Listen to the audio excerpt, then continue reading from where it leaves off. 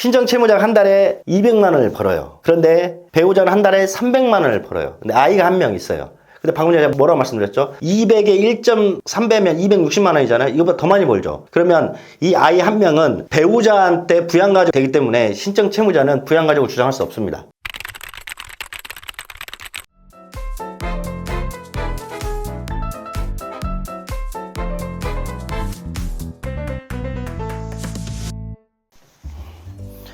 여러분, 이번 시간 개인회생 배우자의 소득, 재산, 통장 내역 등은 이것 때문에 소명해야 합니다 라는 주제를 가지고 말씀드릴게요.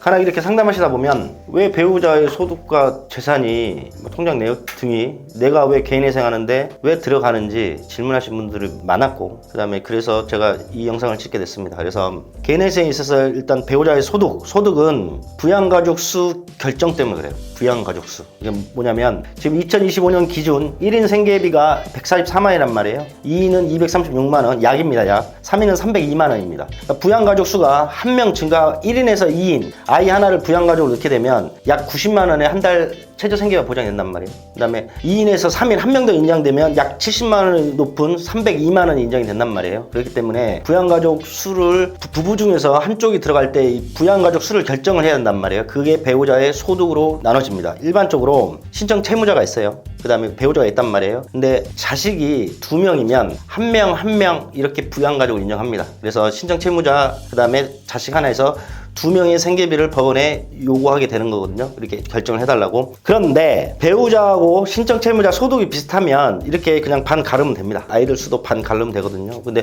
홀수일 때는 어떻게 하냐? 1.5명 이렇게 가르면 돼요. 만약에 3명이면 신청 채무자 1.5명, 배우자 1.5명 이렇게 가르면 돼요. 소득이 비슷하면. 그런데 어떤 게 문제가 되냐면 소득 차이가 나는 경우가 문제가 되는 거예요. 많이 나는 경우. 예를 들어서 신청 채무자가 있고 배우자가 있어요. 신청 채무자 소득을 1로 봤을 때 배우자가 0.7과 1.3의 이 안에서 소득 활동을 하면 방금 전에 제가 설명드린 그렇게 반반 가르면 됩니다. 예를 들어서 신청 채무자가 200 벌어요. 근데 배우자가 0.7은 얼마죠? 2, 7에 14, 140만 원에서 1.3이 얼마죠? 260만 원 사이의 소득이 있다면 아이의 부양가족수도 절반 가르면 그대로 가르면 됩니다. 그런데 배우자가 0.7보다 더 낮거나 1.4보다 더 높게 되면 이게 이제 문제가 되는 겁니다. 그래서 이렇게 돼요. 여러분들 보면 신청 채무자가 한 달에 200만 원을 벌어요. 그런데 배우자는 한 달에 300만 원을 벌어요. 근데 아이가 한 명 있어요.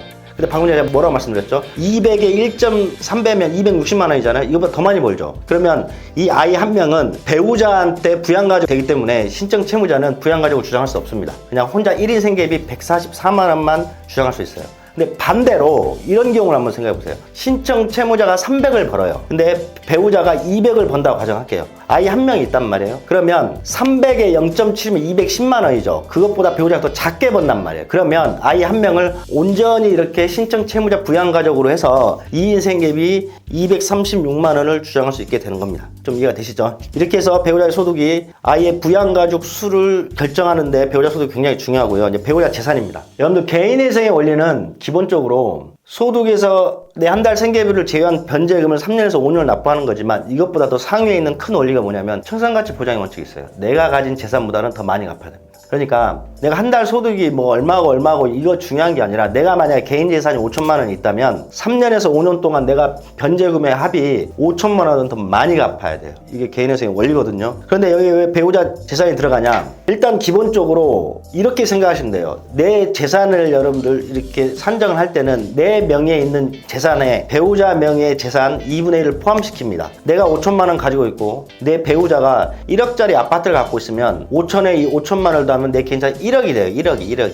5천이 아니라 내 앞으로는 5천밖에 없지만 배우자 재산 절반 1억에 5천만 원이 와서 내 개인 재산 1억이 되거든요. 그러면 이분은 1억보다 반드시 더 많이 변제를 해야 개인회생을 받아주거든요. 그런데 이게 이제 얼마 전은 아니죠. 이제 꽤 됐겠죠. 한 2년 될 것 같은데 회생법원에서는 이제 이 개인 재산 산정을 할 때 원칙이 이거였어요. 원칙.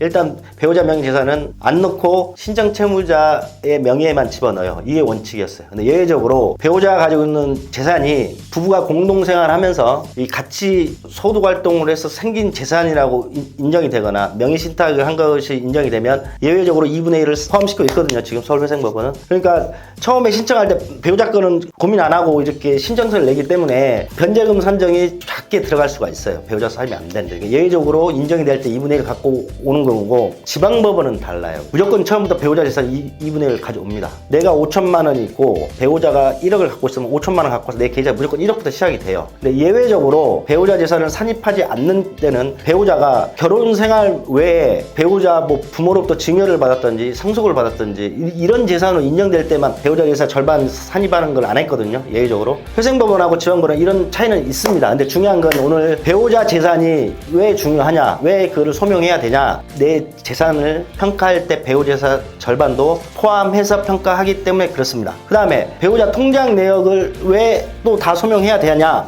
이 부분인데, 일단 첫 번째는 일단 신청 채무자로부터, 신청 채무자가 법원에 개인회생을 신청하기 전에 배우자 앞으로 어떤 재산을 은닉했는지를 확인하기 위해서 그런 거예요. 만약에 개인회생 하기 전에 막 통장에서 막 배우자 통장으로, 아니면 갑자기 배우자 통장에 막 현금으로 막 수백 수천만 원 입금돼 있어요. 그럼 소명해야죠. 이게 어떤 돈들인지, 신청 채무자한테 나왔는지. 그 다음에 통장 내역 위에 말씀드린 배우자의 소득과 재산의 상태도 확인하기 위해서 배우자의 통장 내역을 법원에 반드시 제출하고 소명하여야 합니다.